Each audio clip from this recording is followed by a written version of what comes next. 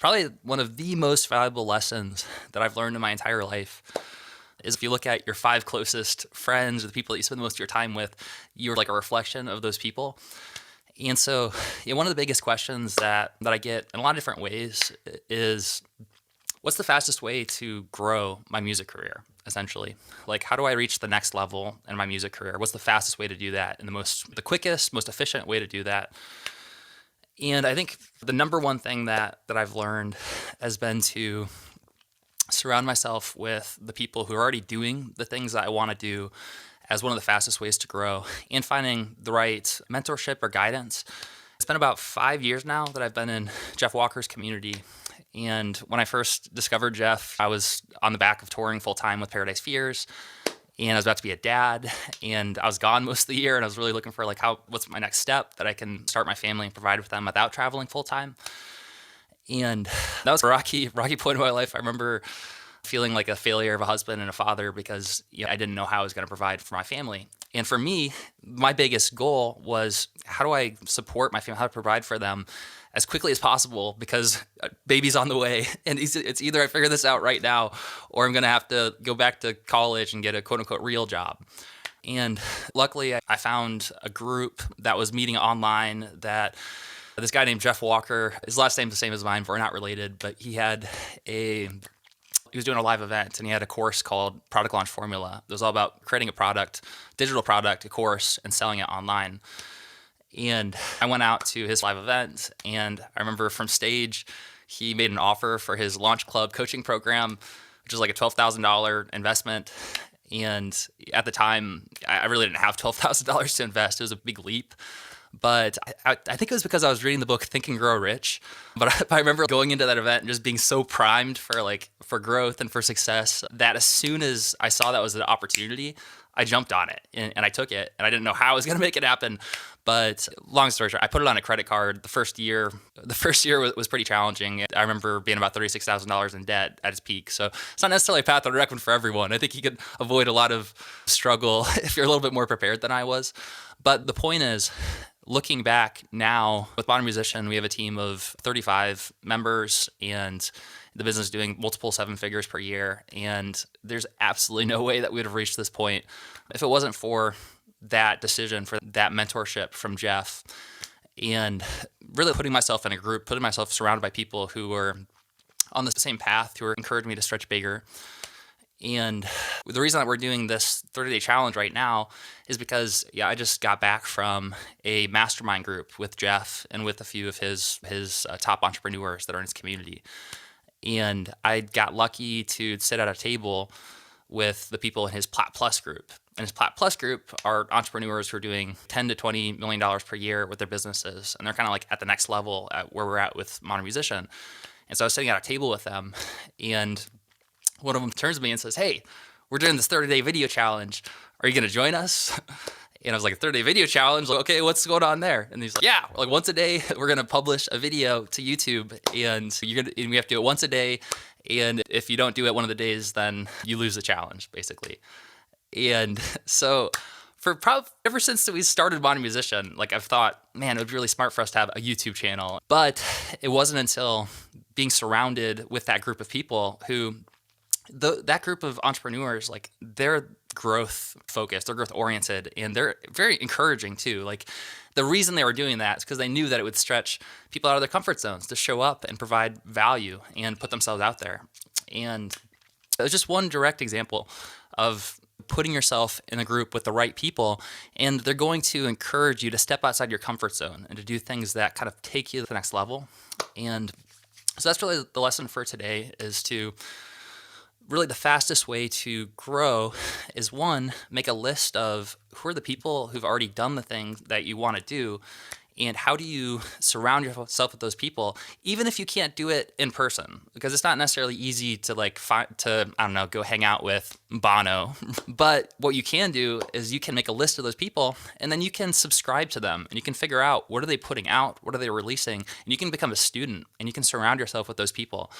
And if you find a group that is other artists who are growth oriented that you can connect with, maybe like what we're doing over the next 30 days, connecting with each other, then it's a great way to plug in and encourage each other to grow. And it's probably the fastest way that I found to go from scratch to actually accomplishing something is figuring out, one, who has already done that, who's already doing that, and two, how do I just surround myself with that environment? If you're going to plant a tree and your goal is that you want the tree to grow. Your goal is that you want to build an audience. You want to have a fan base of people that love your music, and you want to have a thriving business, right? You want to have a full-time income coming in from your music. That's like the tree is planted and the fruits are falling off of the tree. And it doesn't necessarily just go from nothing to the tree, like dropping the fruit immediately. Like it takes a process. It takes a process of showing up and nurturing that tree. And the people that you surround yourself with are like fertilizer. It's like soil around you. And if you surround yourself with the wrong fertilizer, the wrong soil, that tree's not going to grow. If you're surrounded by internally, like thoughts inside that say, I'm not good, I don't know if I can do this, I don't know if I'm good enough, and there's other people around you, like, should you get a real job? Sometimes we can take that and we can turn it into fuel, turn it into energy. But yeah, I think hands down, one of the best ways to grow is to surround yourself with the right people, with the fertilizer that's going to help you to grow. And the opposite of that's for like weeds, right? If you're surrounded by weeds, then it's going to be difficult for it to grow and for you to reach that point where you have the fruits falling off. The other really important lesson to take from this is the idea of getting to version 3.0 as quickly as possible.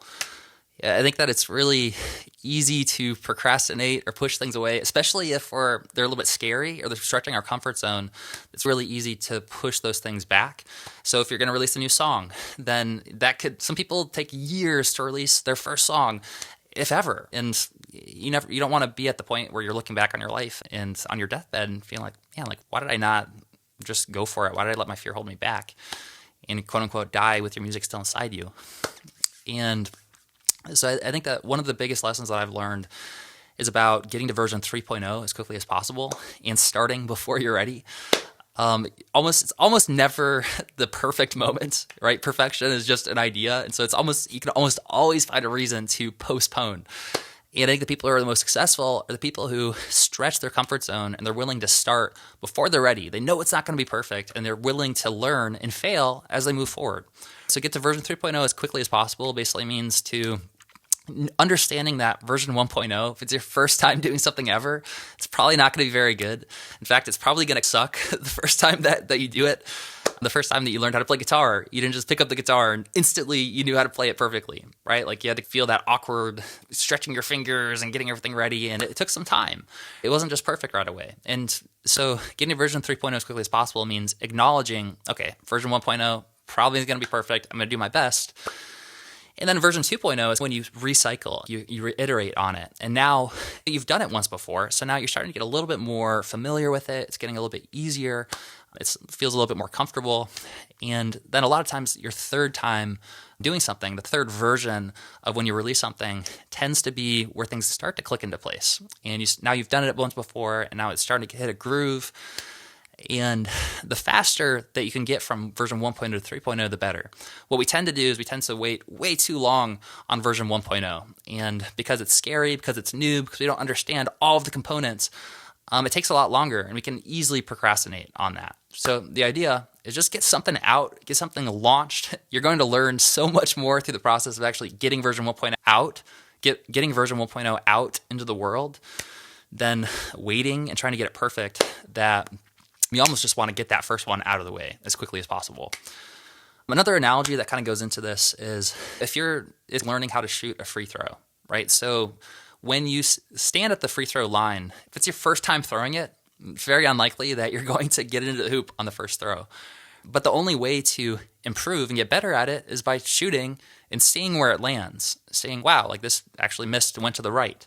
And so next time you throw it, you can aim a little bit more to the left based on that feedback. But if you never put out version 1.0 in the first place, if you've made that first shot and missed, then you would never, it wouldn't matter how long you take. You could sit there at the free throw line aiming for 10 years, and you're not going to learn nearly as much as you would learn by just taking the ball and throwing it even before you're ready. So ready, fire, aim. So Santiago, I see that you raised your hand, so let's bring you on here. Hi guys, how are you doing? First of all, Michael, I want to say you that I am very grateful to have known you and all the people that I am knowing through you, because I am learning a lot from you, from Christine Mirel, from Tobias Rasher, Tiamo De Vittori, Chris, a lot of people that I am knowing that is helping us to grow. And I think my first battle was the mentality, because like since I was growing as a musician, I had a lot of wrong beliefs. And the thing is that the more I am open my mind, the more doors are opening, because I realized that I had to invest in myself. I bought the course of Tobias Rauscher. Because I bought the course of Tobias Rauscher, I meet you. And like I am realizing that everything is in your mind, like you said about think and grow rich. So for me, now I'm realizing what you're saying about creating a team. I feel like I am in a team with all you, and like I am meeting a lot of people surrounding me that is having the same mentality that I had when I was younger. Like people saying, oh, this is very difficult, nobody is going to support me, artist doesn't want to work in team. Right, I think the thing is that we should get together with those people that they are really open. So my question my question now is, how should I reach someone who is, for example, I just have 1,000 followers on Instagram. So if I want to contact someone that has 5,000 followers, how should I contact him? How should I tell him I need your help and I can help you with this, or I don't know. How should I do that? Thank you. Yep, that was a great question. And also great preface to just reiterate what we were just talking about with surrounding yourself with the right people. And there's a network effect. Like when you connect with one person, then you're also connecting with the people that they're connected with as well. It sounds like the question is, I've got about 1,000 people in my group right now. I'm looking to connect people at the next level, people who have like maybe 5,000 so we can continue to grow. How do I reach out to them? How do I build a relationship? And so the short answer is that you do it the same way you would reach out to anyone, really. And the best way to reach out to anyone is to focus on what's in it for them and how can I provide value to them. And so I would look at those people. I might make a list of those people who are kind of at the next level and make a list of all their contact info for how you can send them an email or reach out. And I would maybe have a 2 or 3 email sequence that the initial reach out is probably something really short and sweet. That's just sort of like, hey, what's going on? My name's Santiago and I play this kind of music.